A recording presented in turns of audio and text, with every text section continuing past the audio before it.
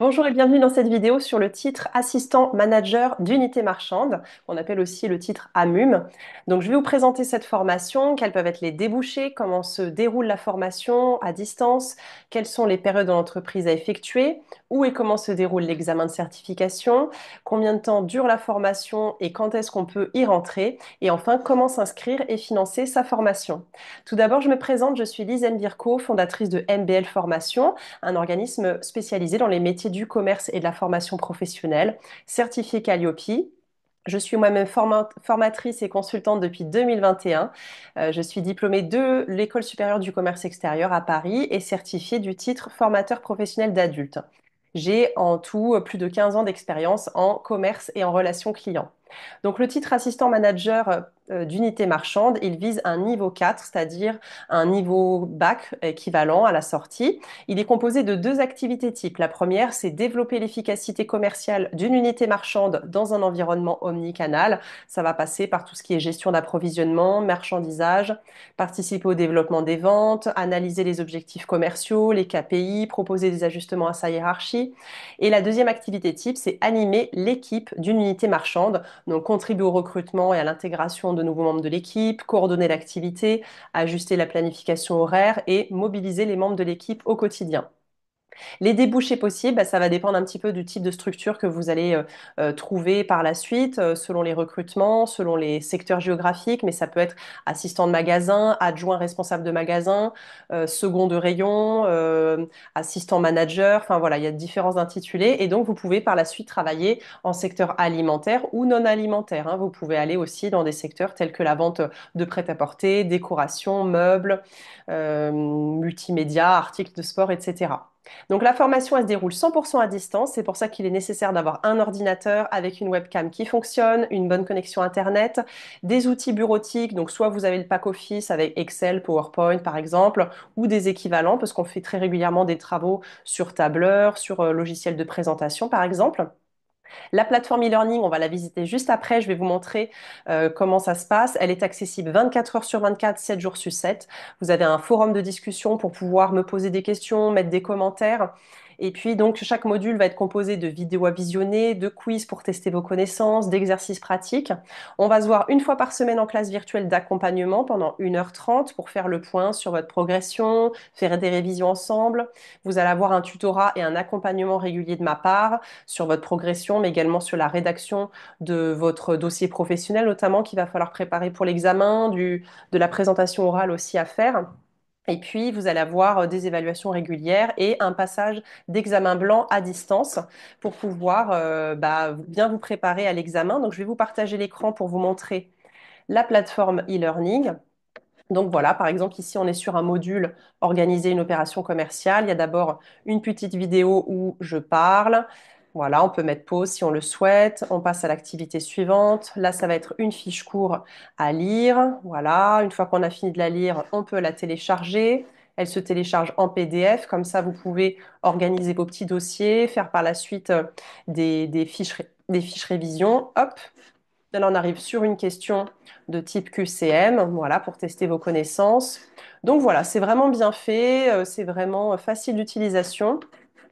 Ensuite, en ce qui concerne les périodes en entreprise, donc moi je préconise 8 semaines de stage minimum, parce que de toute façon le référentiel l'impose, il faut avoir validé au moins 280 heures. Donc soit vous les faites, vous faites les 8 semaines d'affilée, ou soit vous pouvez faire deux périodes de 4 semaines dans une même entreprise ou dans deux entreprises différentes. Là-dessus, je suis vraiment flexible. Le but, c'est que vous trouviez des stages dans des lieux qui vous plaisent, avec des équipes avec qui vous sentez bien, des univers qui vous plaisent et que vous ayez des choses à préparer, du contenu à rédiger dans votre dossier professionnel, dans votre présentation diaporama que vous devrez présenter au jury. Et puis, c'est aussi des opportunités, les stages, de mettre doucement un pied dans une entreprise, de se faire connaître, et puis pourquoi pas derrière d'avoir des opportunités d'embauche. Donc, c'est à vous de chercher une entreprise près de chez vous. Mais après, je peux vous accompagner sur refaire votre CV, votre lettre de motivation, vous entraîner un petit peu à passer les entretiens, à démarcher. Mais c'est vrai que c'est vraiment à vous de faire cette démarche, d'aller trouver des stages. Donc voilà, donc sur un planning classique de formation, on serait sur voilà, d'abord une partie théorique, ensuite une période de stage et puis ensuite de retour en formation pour pouvoir rédiger vos dossiers, présentation orale et faire l'examen blanc. Donc, si vous êtes en emploi dans le secteur commerce-distribution et que vous souhaitez faire la formation en même temps, eh bien, vous pouvez mettre en pratique. En fait, vous n'êtes pas forcément obligé de faire un stage complémentaire si vous êtes déjà dans ce secteur d'activité, commerce-distribution, et que bah, vous pouvez mettre en application les compétences d'animation d'équipe. Voilà. Après, ça peut être bien quand même de sortir un peu de son entreprise habituelle, d'aller faire un petit stage dans un autre univers. Ça peut toujours être bien. Par contre, si vous souhaitez faire cette formation tout en étant en emploi dans un secteur qui n'a rien à voir, bah là, du coup, prenez rendez-vous avec moi. On essaiera de voir comment on peut aménager un parcours de formation avec des périodes de stage à temps partiel pour arriver à tout combiner. Ensuite, pour l'examen, donc il faut compter une journée par candidat. Vous êtes reçu de façon individuelle par un binôme de jury. Vous avez d'abord une mise en situation professionnelle le matin qui dure 3h15. On vous remet un sujet d'examen, un sujet d'entreprise fictif à étudier et vous avez une série de travaux à réaliser sur ordinateur. L'après-midi, vous avez un entretien technique d'1h25 et un entretien final de 30 minutes. Donc la date, on la planifie ensemble au moins 3 mois à l'avance, ce qui permet de vous organiser puisque l'examen doit se passer en présentiel. Donc nous, on est situé à Villeneuve-les-Béziers, juste à côté de Béziers, dans l'Hérault, entre Narbonne et Montpellier, pour situer un petit peu. Vous avez des accès faciles, autoroute à 9 à 75, gare TGV, TER, aéroport pas loin. Et il y a plusieurs hôtels juste à côté du centre d'examen pour pouvoir arriver la veille si vous habitez un peu loin, passer une nuit sur place. Il y a des hôtels pour tous les budgets. Et puis vous passez votre examen et vous pouvez repartir le soir même ou le lendemain. Pensez, si vous êtes inscrit à France Travail, à faire une demande d'aide à la mobilité auprès de votre conseiller ou de votre conseillère. C'est une aide financière qui peut vous aider à financer votre déplacement si besoin.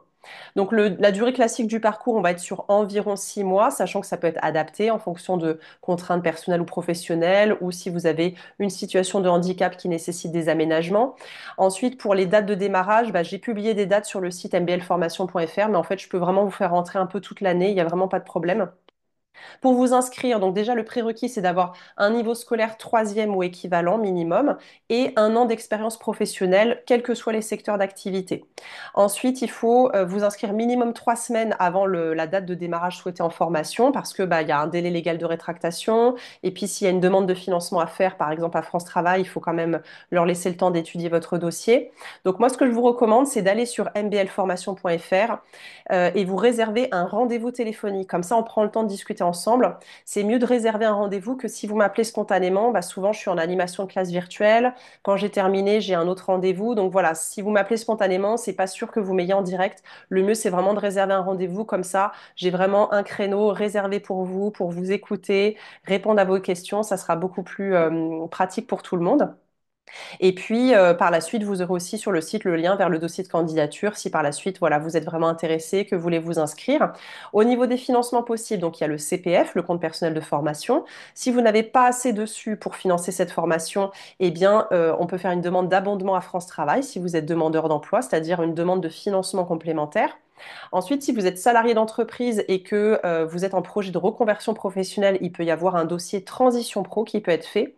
Si vous ne savez pas ce que c'est, je vous conseille d'aller sur le site moncep.org. C'est en fait le conseil en évolution professionnelle. C'est un site qui est très bien fait, qui vous explique en fait en quoi ça consiste et puis prendre un rendez-vous près de chez vous avec un conseiller pour qu'il vous aide dans votre projet de reconversion professionnelle. Si vous êtes salarié mais que c'est votre employeur qui souhaite vous payer cette formation pour développer vos compétences, ça pourrait être un financement OPCO.